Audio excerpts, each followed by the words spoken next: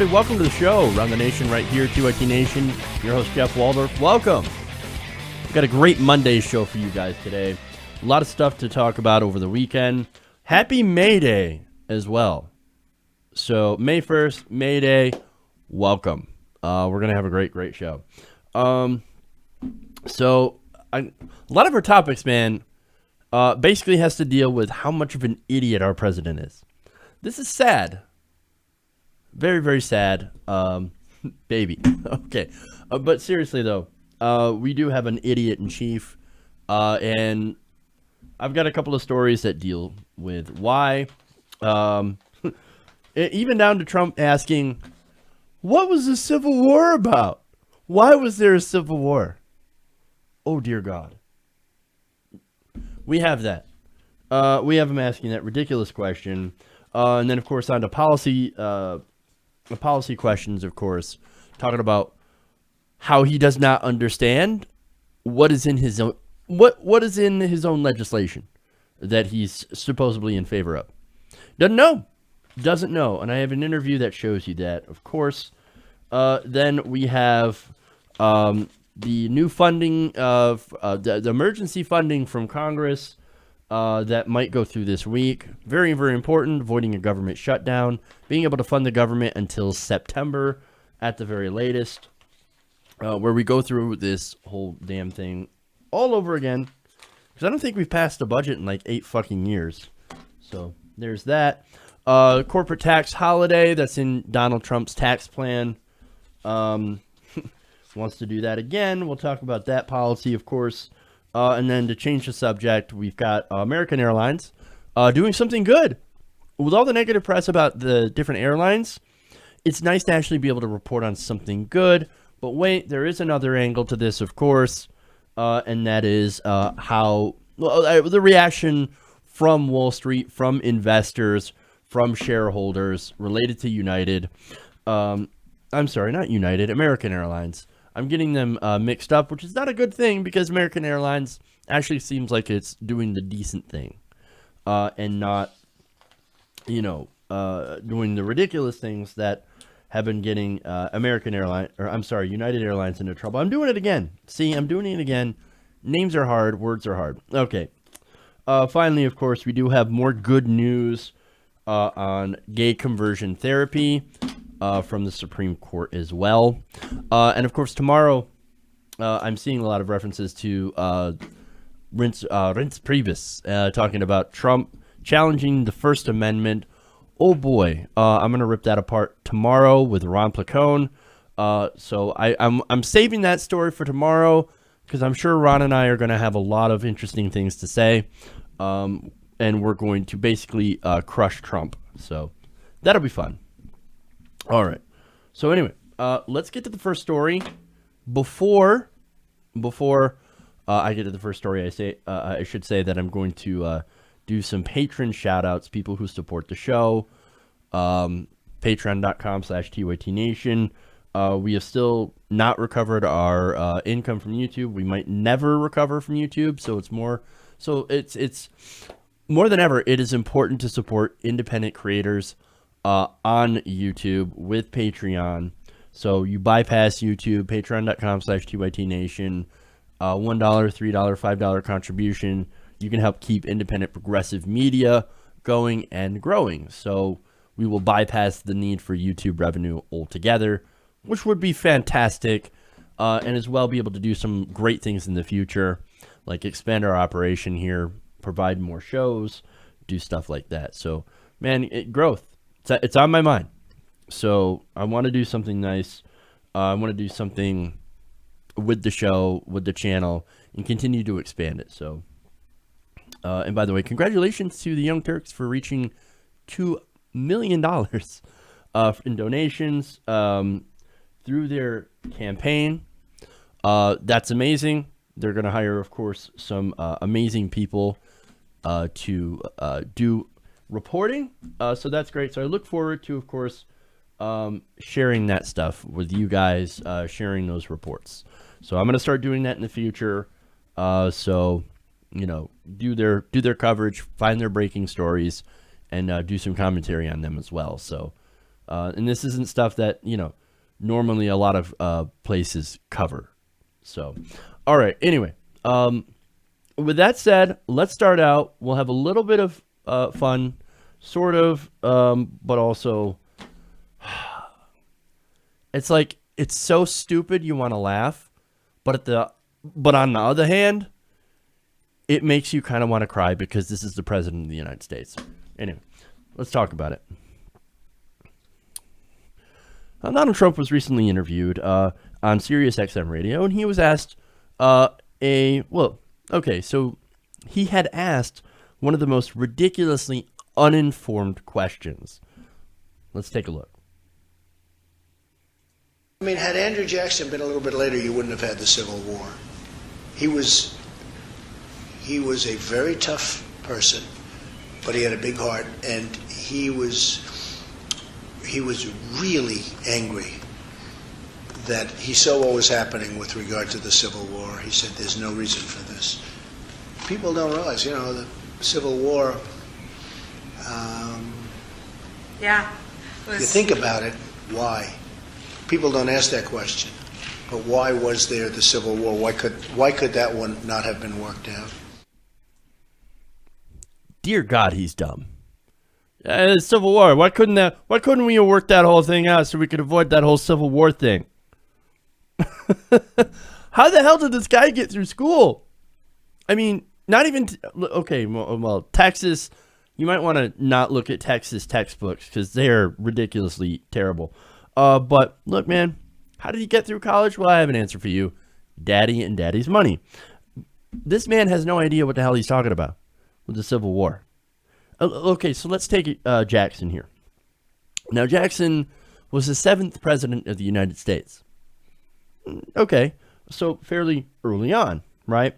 Now, Trump had said, oh man, see, Jackson, he saw what was happening. He was not president then, but he saw what was happening, and oh boy, it was bad. It was bad. If only he had been in power longer, he could have done something about it. Really? Andrew Jackson died in 1845. You know when the Civil War happened? 1861. That is 16 years. 16 years after Andrew Jackson died, that's when the Civil War began.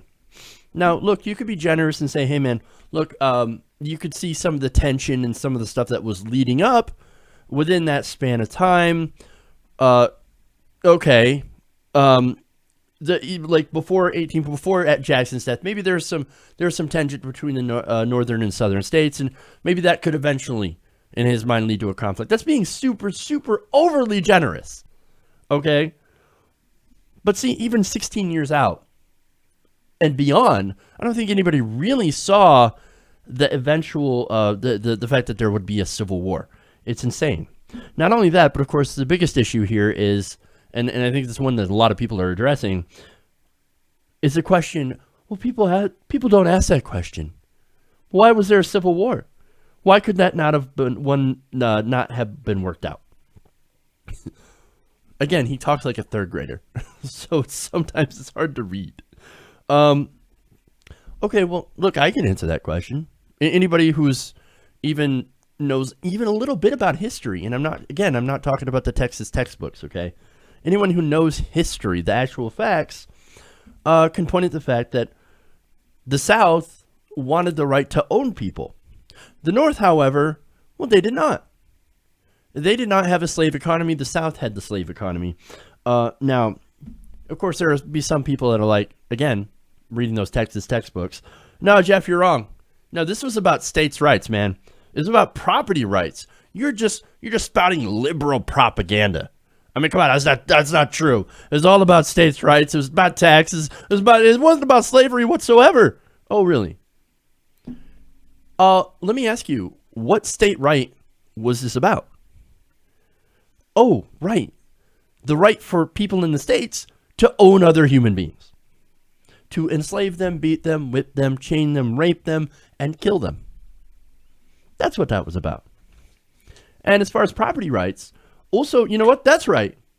because it also was about property rights. Now, what property are they talking about? They're talking about humans, human property. Slaves were considered property because you owned them. Now, again, the South ran on a slave economy.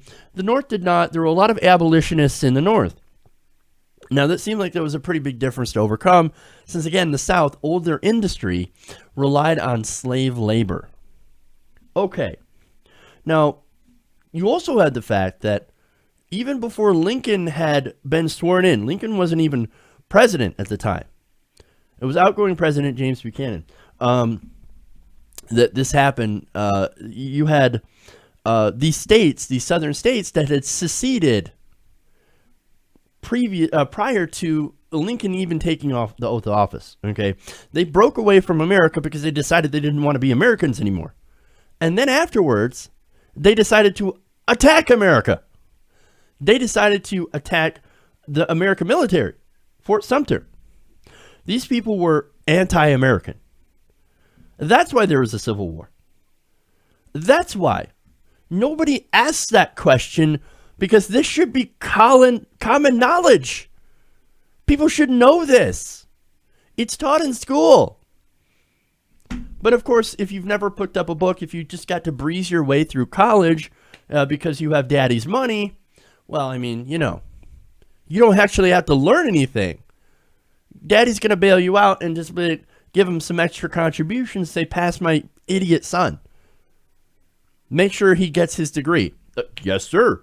How much of an endowment do you want to make today? 10,000, 20,000, 50,000? Sure. That's what this is about. Come on. Now, finally, the other thing, not so consequential, but I do want to address it because I think it's important, where you said, oh, man, Jackson, he had such a big heart. Really? He had a big heart? Andrew Jackson was racist. Now, he was also described as populist, and holy shit. You know what I just realized? Donald Trump and Andrew Jackson kind of alike in some ways. Now, let me, he's actually right, because Trump also says the same thing. Yeah, I'm a lot like Jackson. Well, more than you think. Quote, my campaign and win was almost like Andrew Jackson with his campaign. And I said, when was Andrew Jackson? It was 1828. That was a long time ago. Again, this man, his quotes, like he talks like a third grader. Okay.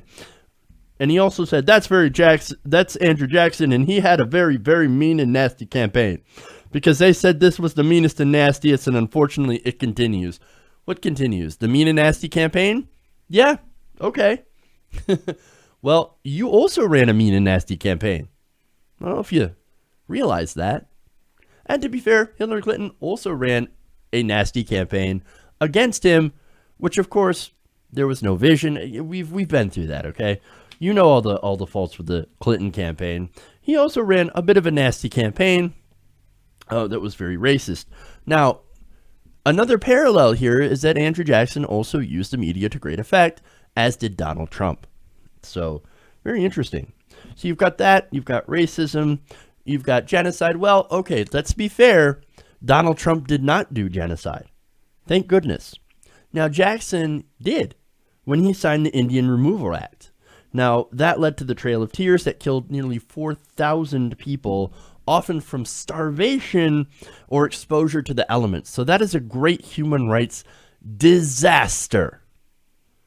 And so hopefully Donald Trump doesn't even get a chance to do anything as bad. But again, maybe his Muslim ban, not close, but could be seen as along the same vein as like, hey, we're going to keep these people out.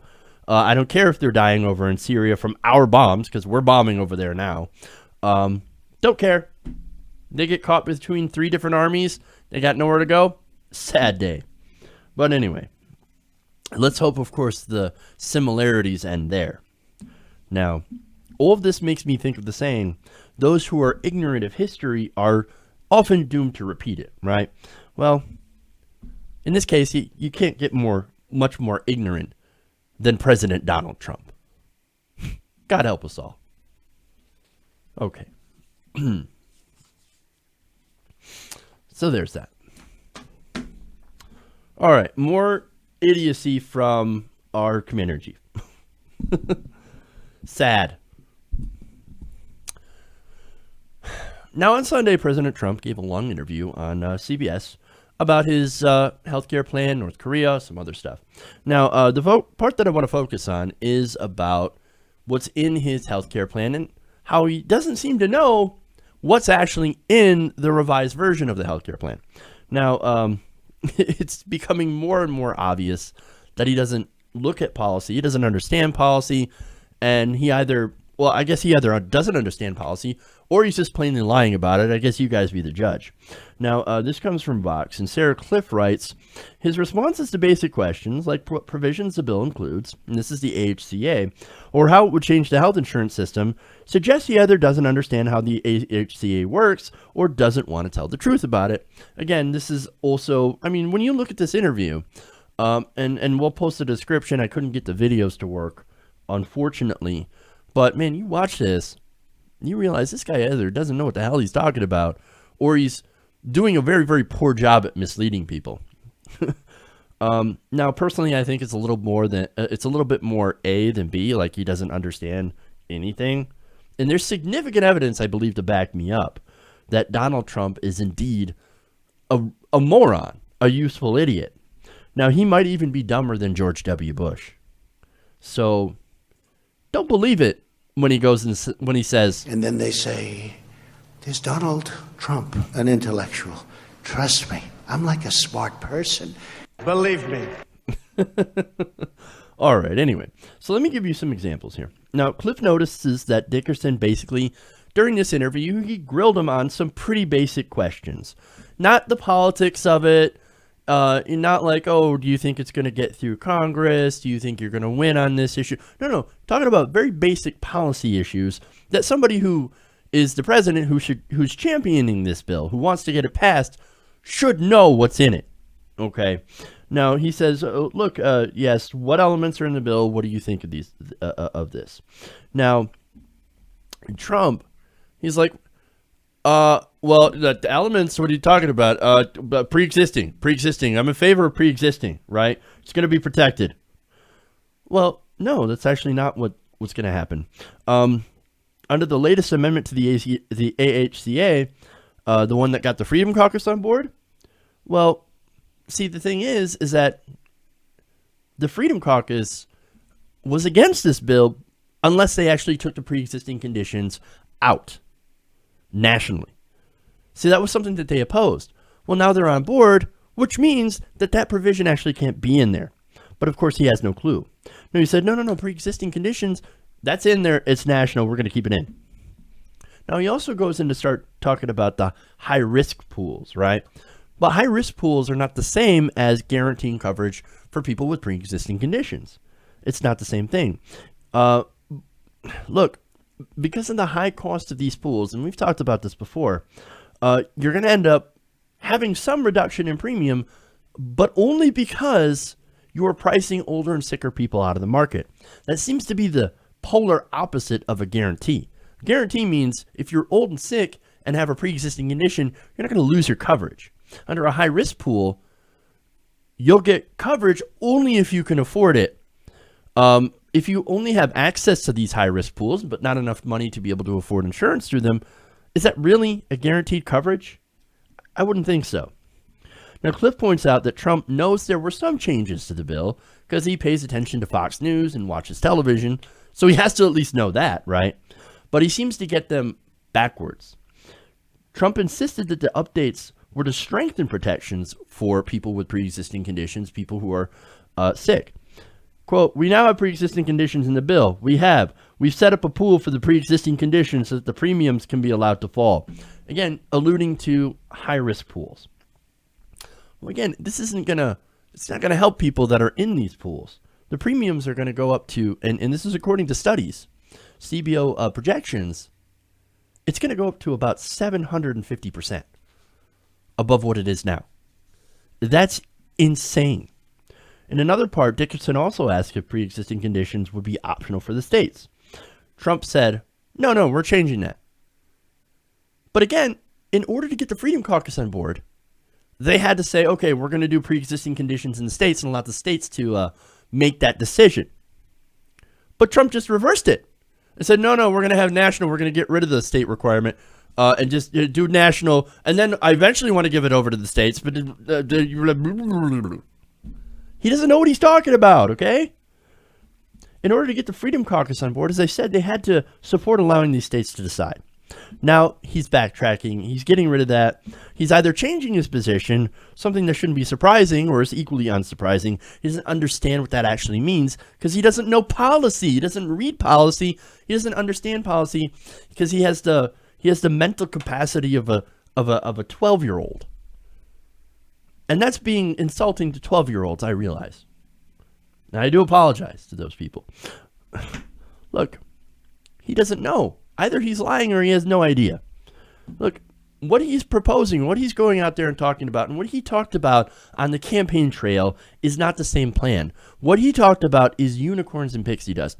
And by the way, this is being treated as legitimate when like a real plan, say Medicare for all, was not being treated like it was something that's, real, that's legitimate.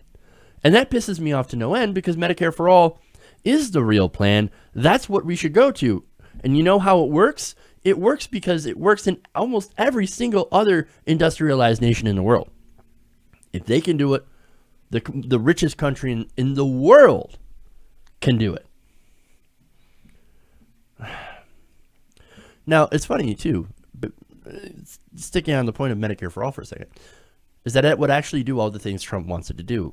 Lower premiums. Actually, you wouldn't have premiums at all. So you'd have zero premiums and just have to pay through taxes, which would actually still end up being cheaper because you're not paying for the overhead for corporate CEO bonuses or advertising fees, all those different things that create this giant overhead for private health insurance. And you would be able to cover everybody, and it would actually cost significantly less in the long run to be able to cover more people. Medicare is incredibly efficient. Opening it up for everybody would be the smart thing to do. But again, he doesn't know policy. He doesn't actually know that this is a better plan because he doesn't pay attention to details. He doesn't pay attention to facts. He just listens to Fox News, who regularly say, oh, we've got to do this. We got to sell insurance over state lines. We got to get rid of we got to send the stuff to the states, to the government, and the whatever. Okay. Now, President Trump also promises later on that his bill would lead to lower deductibles than the ACA. And get this, he's like, you know how we could do lower premiums? You know how we do better deductibles? Oh, because Obamacare is dead. That's why. What kind of answer is that? I definitely urge you to watch this interview. It is ridiculous. Now, he said, more importantly, we're going to drive down premiums. We're going to drive down deductibles because right now, deductibles are so high, unless you're going to die a long, hard death, you can never get to use your health care. What? Hey, man, unless you're going to die a long, hard death. No. First of all, you want to make sure you don't get to that point of dying a long, hard death. But once you get to that point, your health care is so high that you're not going to be able to afford it anyway. So, no. Look, it's been proven that older and sicker people are going to pay more under the AHCA. Those people dying those long, hard deaths, they're going to be paying out their ass. Just saying. It makes no sense. And not only that, but deductibles under the AHCA, they would not decrease, they would actually increase. According to the nonpartisan CBO, they did an analysis of this bill, and they write that they can expect that individuals' cost-sharing payments, including deductibles, in the non-group market would tend to be higher than those anticipated under current law. But again, tell me again how Obamacare is dead and failing. Well, first it was under a death spiral, now it's dead. It's actually very much alive, thank you, despite your actions. Now, the CBO expects that premiums would go down for some, mainly because older enrollees would be priced out of the market, as I mentioned before. CBO estimated, for example, that a low-income 64-year-old would see her or his or her premiums increase 750% under Trump Care. There is no everyone wins under this plan. There is a healthy 20-year-old that will get cheaper premiums, but they'll only do so by being able to make premiums unaffordable for people who are older. That's even the American, like most of the American people are against that idea. Now, if you're a young asshole who doesn't care about grandpa and grandma and thinks they can go fuck themselves and die, well, the AHCA is perfect for you. Everyone else is going to hate it. And that's why you see all these town halls, people going crazy, like don't destroy Obamacare, fix it, or expand, go to Medicare for all. But of course, they're not going to do that. Now, another thing that Trump thinks in the bill, but actually isn't, the idea of selling insurance over state lines. That's actually a popular idea among conservatives, not exactly popular anywhere else. Now, during an exchange in this interview, Trump claimed that the ability for insurers to sell insurance across state lines was actually in the bill. It turns out, nope, it's not in the bill. Why? Because it likely couldn't pass through reconciliation, which is what they're actually trying to do to repeal and replace the ACA. All provisions need to have a direct effect on the federal budget to be considered in reconciliation. This does not. Now, Dickerson followed up by saying, hey, man, you realize this is going to have to pass through a separate bill that needs 60 votes. Trump's like, no, it'll pass. It'll quickly get approved. How's that going to happen? You're going to magically push it through? You're going to somehow get all the Democrats that are against this to suddenly vote for you or vote with you, your party? No, it's ridiculous. It's not going to quickly get through. It's bullshit. Look, and the reason that it's not going to go through, by the way, is because it's generally a bad idea. Allowing insurers to sell over state lines, sure, you can make it sound good, right? Oh, it's freedom. No, well, it's going to have the effect of making every insurance company flock to the least regulated states to do business. Now, basically, these least regulated states or low tax states, basically what it's going to mean is that you're going to have less protections as a consumer under these state laws. You buy insurance from an insurance company, they're going to be able to screw you over because they're going to have less oversight, less regulation. So, and again, regulation, all that is just rules, making sure that these companies can't take advantage of you. It is actually good to have rules. Now, all of this, of course, says that Trump is either lying to you or he's flat out an idiot. Now, me, personally, I tend to bet on stupid, but again, it could be both. A look at his record, of course, shows incompetence, as well as a penchant to lie and defraud people. For example, lenders, clients, even students, even the Freedom Girls. Yeah, the Freedom Girls have sued Donald Trump because they didn't get paid. And, of course, all the other things. I mean, Trump University. There's even that, where he screwed over students when it came to education. I mean, look, either way, stupid, incompetent, or both. He is a danger to this country. That's why corporate Democrats, of course, need to get out of the way. If corporate Democrats are going to do the right thing and champion the right policies like single payer, Medicare for all, well, then they need to move out of the way and make room for progressives so we can take back Congress, the White House, and, the state legislatures that you have lost, that you have bungled. Again, under corporate Democrats, we've lost 69 out of 99 state legislatures. We have lost the White House. We have lost Congress, both chambers, and the Supreme Court. It has been a disaster under corporate Democrats. Only progressives can actually go and win and fight Trump and beat Trump. Now, don't focus on impeaching the president. That's not going to happen. That's not going to lead to anything good. Why? Because we're just going to end up having President Mike Pence.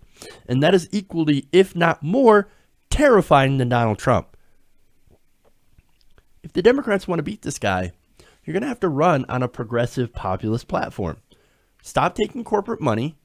Start going in favor of a $15 minimum wage, a living wage, Medicare for all, tuition-free university, and all the other things that the American people actually want. And if you do that, I could guarantee that you will destroy the Republicans in almost every single election. And after all, shouldn't that be the goal? All right. Anyway, let's move on. Let's talk about the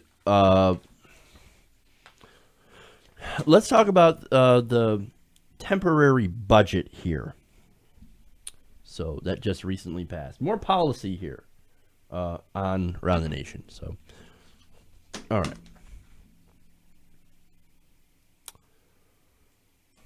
I'm getting great.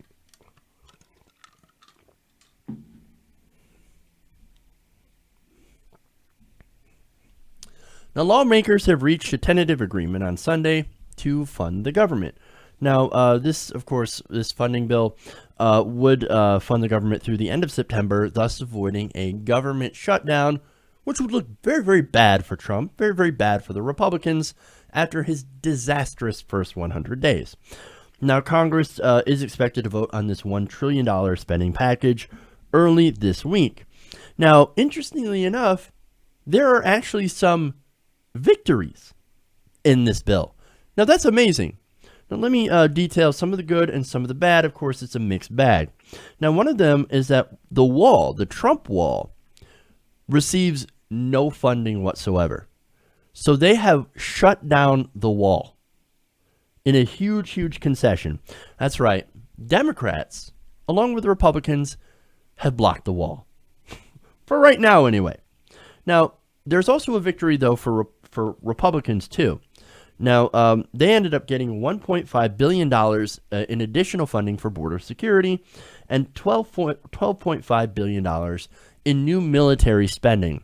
Again, nobody seems to ask the question, whenever we talk about increasing funding in the military, how do we pay for it? How do we pay for it? Why do we even need it? I mean, do we need more than $12.5 billion more in the military? They already have $600 billion a year. Do we need that much more? No, we don't. But of course, Republicans love their defense contractor friends, and they're like, no, these people, they need a bonus. We need to spend more on weapons. We need to spend more on bombs, tanks, ships, and planes.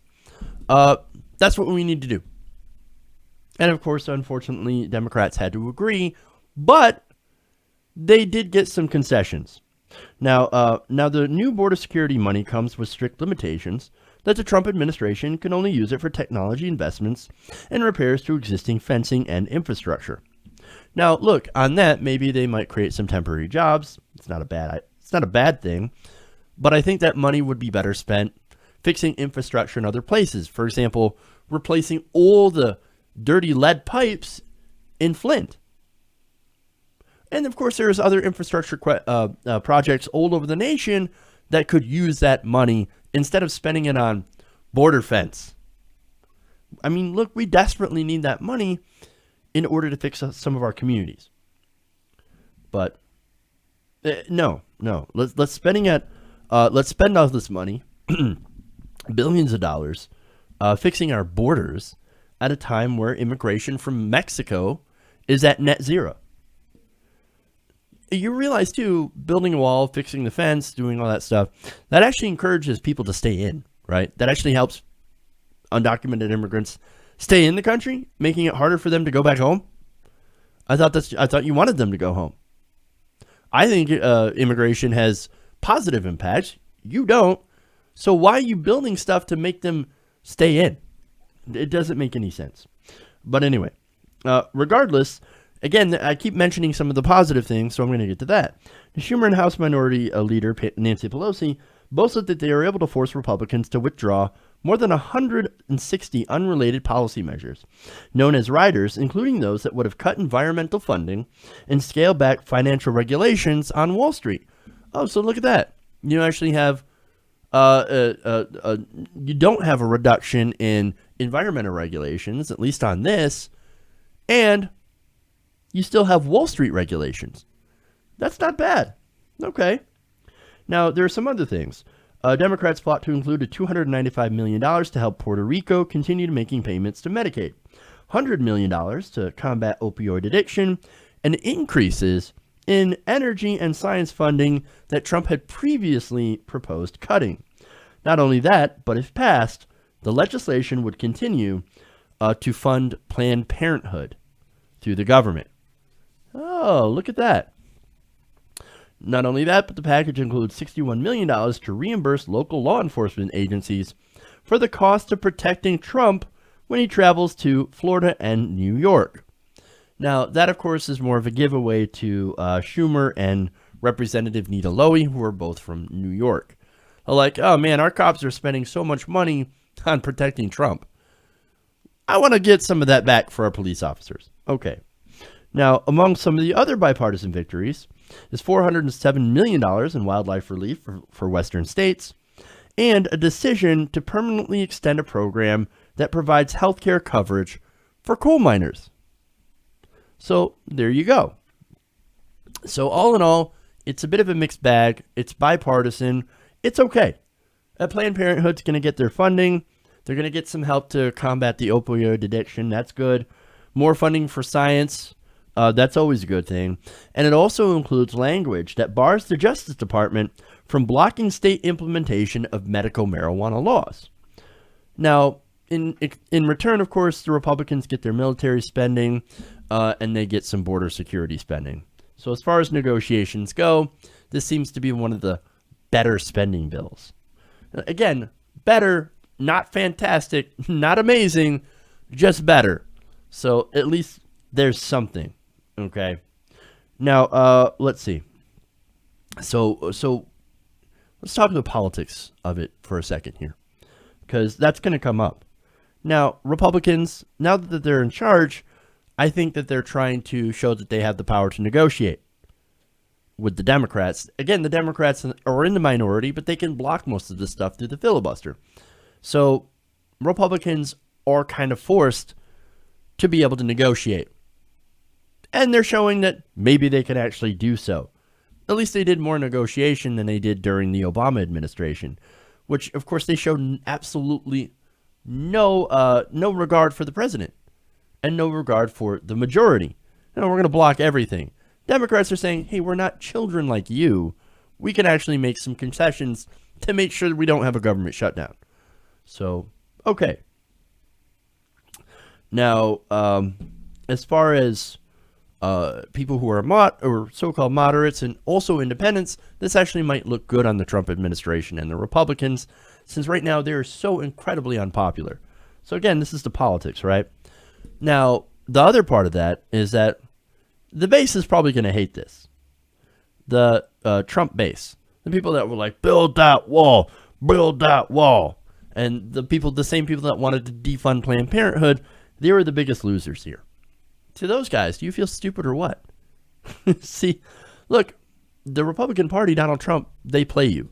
They always play you with these red meat social issues, and you never learn. And I guess I kind of have to laugh at you because you get screwed over and over again by politicians, and you never seem to learn. But as far as what the Republicans really stand for, they don't care about you, but they do care about the donors. And a lot of the donors happen to be the big defense contractors. So as far as playing with Trump's base, it's not going to go very well. But since that base is so tiny anyway, it might help them with independence, and that's going to be good for them in the long run. For the Democrats, I'm not exactly sure how that's going to play out as well. We'll have to see. But again, we'll have to see if Donald Trump signs off on this and what happens. If not, there's going to be some big trouble. Because if they end up shutting down the government, oh boy. Trouble. All right. Anyway, there's that. We're rolling right along here, guys. Again, I've got a lot of stuff here. A few more stories for you. So, let's roll. After I get a drink.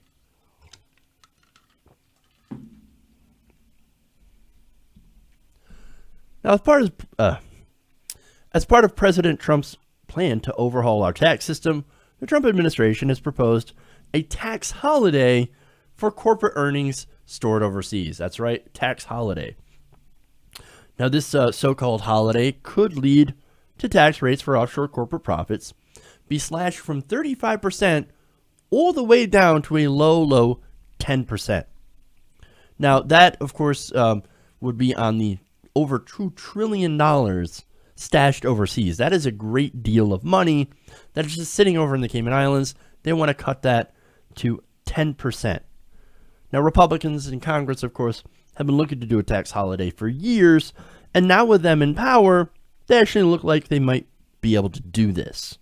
Now, you might be thinking, okay, great.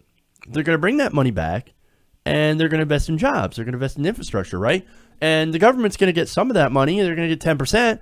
Great, that's a good deal for everybody. They get to keep their money and create jobs. But no, actually, it doesn't work that way. It actually kind of works the opposite. Well, how do you know, Jeff? Well, it's because we tried it before. This isn't some half-cocked theory. This is experience. We've done this before. And look, what happened was the complete opposite of what you would expect to happen. So let me give you the details here. Now, in 2004, the Bush administration and Congress tried a tax repatriation holiday, cutting the rate to 5.25%. Holy hell. So they tried this with an even more conservative number, with even less taxes. Now, there was the rate. What was the result? Well, a Senate study in 2011 found that corporations brought $312 billion they had stashed overseas back to the United States, avoiding $3.3 billion in taxes as a result of the repatriation rate. Now, again, we have $2 trillion stashed overseas now. So when they bring that back, the government is actually, and of course us, by extension, we're going to lose out on billions and billions of dollars, hundreds of billions of dollars in taxable income. Wow. Okay.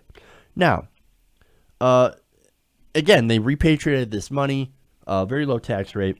Now, what happened? Well, the top 15 companies that took advantage of the holiday, they actually, instead of investing in jobs, creating more jobs, they actually reduced employment by over 21,000 jobs. Oops. So they cut jobs. Now, after bringing home saving $3.3 billion, right? So how did that actually work? I mean, for one, what did they even do with the money, too? Well, first, let me go to the conclusion of this 2011 study. The report surveyed studies of all 840 corporations that took advantage of the repatriation and concluded that there was, quote, no evidence that repatriated funds increased overall U.S. employment. Well, yeah, because they lost employment. Over 20,000, almost 21,000 jobs were cut after this happened. So, yeah, you could actually say, and they're very conservative in this, they should say that it had a negative effect on U.S. employment. Now, that same report found that while employment decreased, two very important things increased incredibly, like dramatically, okay? Executive compensation and stock buybacks. The Intercept's Z. Jelani reported that the top 5 executives at the top 15 repatriating corporations saw their annual compensation increase by 27% in the years of 2004 and 2005. Meanwhile, those same corporations that repatriated funds increased their spending on stock buybacks 16% from 2004 to 2005 and 38% from 2005 to 2006. So that is, you're essentially doubling that. Wow. William Lazanick, an economist at the University of Massachusetts Lowell, has long studied the issue of stock buybacks. Jelani writes, he noted in a Brookings paper published in 2015 that corporations have essentially established what is known as a buyback economy. Between 2004 and 2013, 454 companies in the S&P index did $3.4 trillion in stock buybacks, representing 51% of net income. These companies expended an additional 35% of net income on dividends. So let's translate this. Haha, suckers. See, we're we're big companies and you let us bring back this money with the promise that we would give you more jobs. Well, guess what? We're not going to create jobs. Nobody told us we had to create jobs. All we're going to do is we're going to give ourselves bonuses and inflate our own stock prices that actually make our company appear to be more valuable than it actually is. And you believed us. We said there were going to be jobs. There's no jobs for you. We don't need to create jobs. You idiots, you plebeians. Now, we want another holiday, and you're going to give it to us. Because now we have Trump on our side. We have the Republican Party on our side that we own lock, stock, and barrel. So that's what's going to happen. Now, Jelani notes these corporations are hardly concealing the fact that they would like to repeat this 2004 repatriation experiment. Gee, I wonder why that would be. I wonder, $2 trillion overseas? Just stuck in these tax-free havens with a tax rate of just 10%? Holy hell. That's going to be a payday. They're going to make it rain up in this bitch. It's a huge, huge payday. Now, in January, The Intercept reviewed dozens of earnings calls and investor briefings and found many executives suggesting they'd use another repatriation holiday to increase stock buybacks and do mergers and acquisitions. Now, for example, Cisco Systems Chief Financial Officer Kelly Kramer told a securities analyst, quote, "We would have a blend of actions we can certainly take with our dividend as well as our share buyback, as well as leading flexibility for us to be able to do mergers and acquisitions and strategic investments." Now, basically, that's a fancy way of saying we're going to buy more companies, get bigger, lay off more people, because that's usually what happens in these mergers and buyback, or in these acquisitions. I mean, consider Bain Capital, for example. These companies, vulture capitalists, would go in, they would acquire these companies, run up debt, and then shutter the company, and then sell it off into pieces. They make a profit, and hundreds of people, sometimes thousands of people, end up losing their jobs in this. That's what these companies are doing. They're not creating jobs, they're destroying jobs. And they're, in turn, making people more and more desperate, which, of course, makes them more susceptible to be able to tolerate, I should say, lower wages and less benefits for the remaining jobs. You get more and more people desperate, and they're going to take anything they can find just to stay afloat. And unfortunately, we see that. As far as jobs go, look, these companies, they were never going to create jobs because they're not going to invest in jobs that are unnecessary. Now, I don't mean unnecessary for you. Of course they're necessary for you, but they're unnecessary for them. See, employment is expanded to meet demand. If there isn't demand, because people don't have money, for example, because of stagnant wages, then they're not going to have any need to create any more jobs. And not only that, you have automation and all that different stuff. So, look, corporate America is basically divorced from the rest of America. They're essentially now just making money on money, inflating their own stocks and then cashing in on those stocks. So even the moron president, George W. Bush, realized that he was screwed over in this. In a 2015 interview with former President Bill Clinton, and again, you have to take Clinton's word on this. I know he's not so very trustworthy, but I think on this issue, it would seem like it was legit. Now, Bush reportedly said in the issue of tax holidays to Clinton, "I hope you can figure it out. I'd never fool with it again." Oh, wait. I have to play this now. Where is it? Fool me once. Shame on you. If fool me, we can't get fooled again. I hope you can figure it out. I never fool with it again, because got fooled me once. Fooled me once. Shame on me. He continues, they gave me all these promises about we'd sign a one-time 5.75% repatriation tax. They'd put the rest of it into jobs and pay raises, and instead it went into management and pay and stock buybacks. And he said, quote, "I'm done with it." Well, you know who's not done with this? the Republican Party and Donald Trump, who all get paid by those same corporations that are now going to end up making a killing. They can't wait to get that money and to get it back at a rate that you and I don't even get to pay.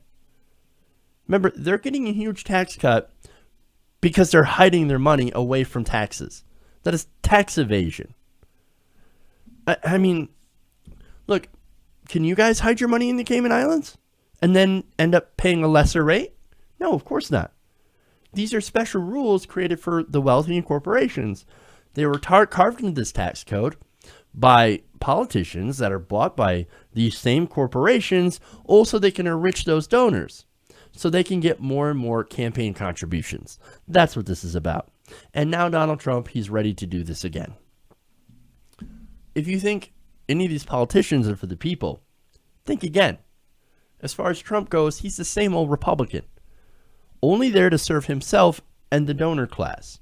And this, again, is another policy that is proof of that. Okay. We still have more. So this is some sort of good news, I guess. Or at least it leads to a very interesting conversation. All right. Now, shareholders for American Airlines are outraged at a recent decision to give its employees a raise. Oh my God, how could they? How could they give their employees a raise? That's it. Oh man, we're going to have to come down on them like a ton of bricks. And you know what? They actually did. Now, Vox reported that American Airlines had agreed to give flight attendants and pilots a preemptive raise in order to close a gap that had opened up between their compensation and the compensation paid by rival airlines in Delta and United. Now, that's very interesting, right? Because American Airlines went bankrupt for a while, and so their pay lagged behind their competitors. So American Airlines says, well, okay, well, now that we're out of bankruptcy, let's go and put these wages back up. Let's raise our wages so we're competitive again. That's actually smart business. Now, when Wall Street found out, they flipped their shit. What happened? The shares in all the airline industry, not just American, ended up plummeting. Iglesias writes, major financial players were so outraged by Americans' decision to pay higher wages, they punished airline stocks across the board. American itself took it the hardest on the chin, of course, but the consensus among stock analysts was that higher pay at American could signal higher pay at other airlines too, with negative consequences for the overall industry. Now check this out. This is Citi analyst Kevin Chrissy writing in a widely circulated note. Quote, "This is frustrating. Labor is being paid first again. Shareholders get leftovers." Oh my God. How dare you pay the people who are actually doing the job first? You're supposed to pay us first. We're the shareholders. They're supposed to get the leftovers. They're supposed to get the crumbs. We want all the profit. We want to get paid first. And the workers, well, they don't deserve that. They don't deserve to be first. They deserve the crumbs from our table. Wow. Now, that's not all. More reaction from Wall Street. JP Morgan's Jamie Baker writes, "We are all troubled by AAL's wealth transfer of nearly $1 billion to its labor groups. We are so troubled that this airline actually dared to pay their employees." How dare they? How dare they actually pay labor? We don't pay labor. We don't want them to pay labor. No, we want them to do is we want to pay us. We want them to pay us. We want them to pay these shareholders, these investors. That's what we want. You know, it actually does kind of help you pay your employees, though. I'm just saying there are some obvious benefits to the employees, but of course also benefits to the company as well. They seem to forget that. But as Iglesias writes, the ups and downs of various bankruptcies and mergers has created a situation where American was paying pilots and flight attendants less than its direct competitors. Now that American had emerged from bankruptcy and was profitable again, that created an obvious morale problem. What's more, while the unions had no way to force a raise in 2017, The collective bargaining agreement is set to expire in 2 years, so ultimately a showdown was inevitable. By that view, the raise represents America making a demonstration of good faith to its workforce to keep people happy and set the table for an eventual negotiation. Oh my God, how dare you make your employees happy? Hey, you realize that if you pay your employees and you actually make it so they are happy, you get better work. You get better workers. Happy workers are productive workers. I thought you knew that, but of course you don't. Now, on the other hand, if you pay people minimum wage, you get minimum work, or you should get minimum work, because again, that is the lowest legal amount that you can pay someone. That's looking at somebody and saying, I value you and your work so little that I'm going to pay you the minimum for your job, for your work. Now, Baker, they write, takes a darker view, saying that not only does the raise increase costs, quote, it establishes a worrying precedent, in our view, both for American and the industry. So the primary view here is, look, if we give the workers a couple of dollars more, well, that's a couple dollars less for us. And we want more and more of that pie. Now, maybe in the short term, it's good for investors, but it's not good in the long term. See, if workers have more money, they will spend more. And that is good, not just for you, it's good for everybody. They have more money, they will buy more goods, they'll even buy more plane tickets. Maybe they'll fly United. It makes sense. I'm sorry, fly American. I keep going back to United for some reason. Now, as for the precedent, well, the precedent has already been set, and the precedent that we have now is the one that is dangerous, and that is the status quo.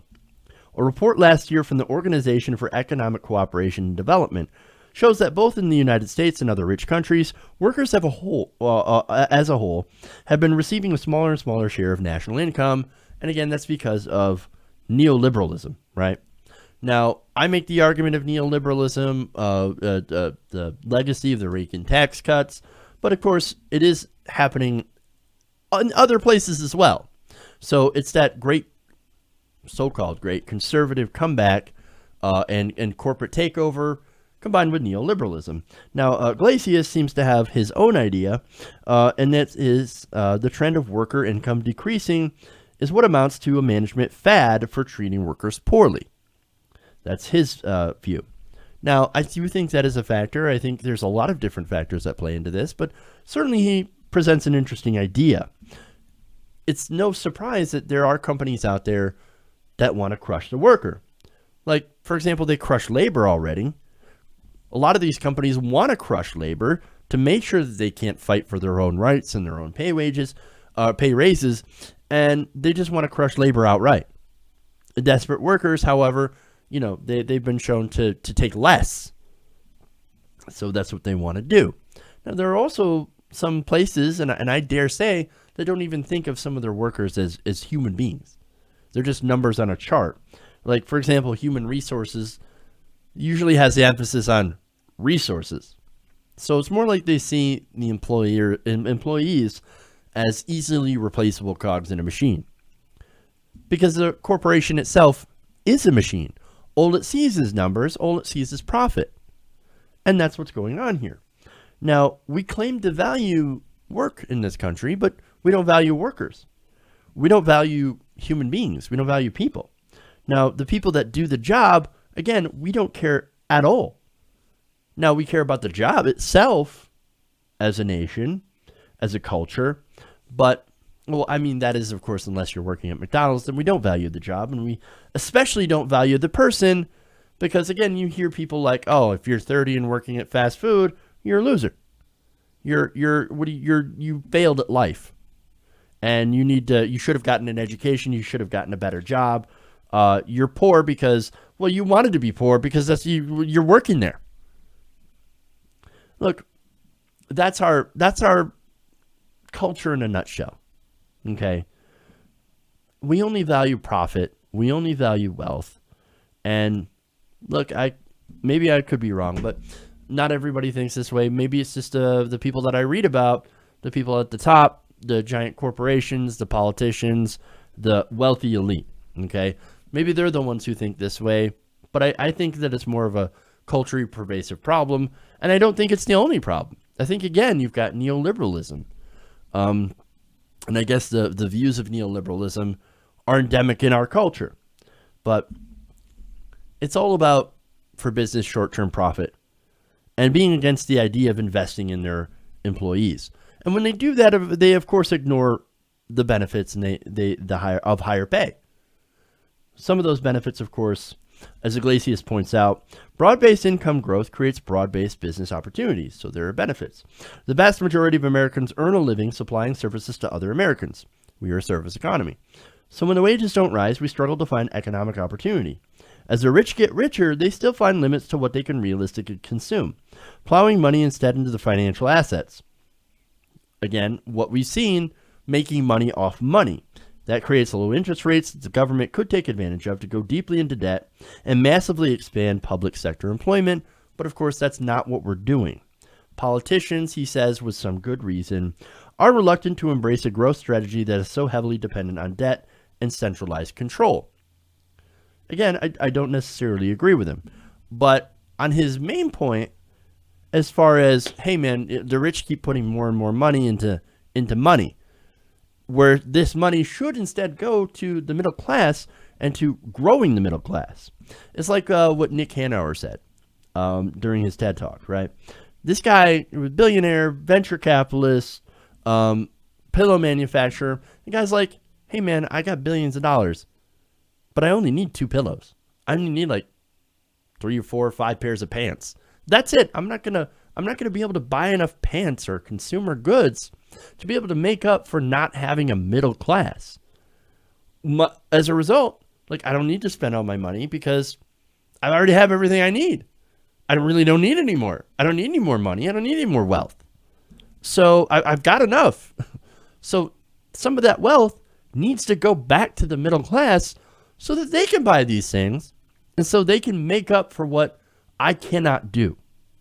So there's that. I mean, again, same thing with, again, consumer goods, cars, pants, pillows, shoes. Look, for cars, for example, you can only drive one at a time. Houses, you can only live in one house at a time. Okay? The point is that you need a middle class to consume products and drive an economy. We do not have that anymore. Our middle class has shrunk. It's almost gone. It's been destroyed by Reaganomics, by trickle-down economics, by neoliberal policies on trade and corporate profits. Now, if you want to get back to that, there's some ideas here. Strong labor unions, higher minimum wage, taxes on the rich, and, of course, giving a little bit less money to Wall Street and to shareholders and bosses. Now, by the way, those people, they're still going to be fabulously wealthy, even under that system, just not as obscenely wealthy. But as far as American Airlines is concerned, props to them for doing this. I think that with all the focus and bad press on United, it is actually good to see something positive happening for once in the issue of air travel. So, all right. I think we'll save the next story for tomorrow with Ron Pacone. I got to get out of here. Get to editing these videos. Put them up on YouTube later. Okay. As far as the stream for the patrons, patreon.com/TYTNation, you can watch the full show. I'm going to try to get it without ad interruption. You can watch that, of course, when I post it up later on today. You'll have access to the full stream. No one else will. And so that's a patron perk. As far as the other perks, of course, I need some ideas. So maybe you guys can put some ideas up there to see what you guys would want for supporting me on Patreon. Okay, with that, oh, by the way, I do want to give some shout outs that I forgot to do earlier. I want to thank, of course, and I may have said these names already, so I apologize if I have. Megan Marsh, Steve Jones, Greg Heinzman, Andrew Knob, Margaret Shives. Let's see. There's some other ones here. Bruce Fisher, Megan Schumann, Michael Petty, Jose Quintero, Claire Hodge, Victor Whitmire. Let's see. Let's get some other ones. Jenny Wu, Tammy Bledsoe, Robert Stanley Lemons. Thank you. Let's see. We'll get some other names here. Sammy Osborne, Nancy Kohler, Karen MacArthur, Martin Schrammel, and Richard Brothwaite. Thank you, everybody, for supporting us on Patreon, patreon.com/TYTNation. If you want to join and help support independent progressive media, thank you so much, everybody, for going around the nation with me today. Make sure to like and share this video and the videos, of course, that we'll be putting out later today on the channel if you missed anything. All right. Love you guys. Thank you, everybody. And remember, change begins with you. Good night, TYT Nation.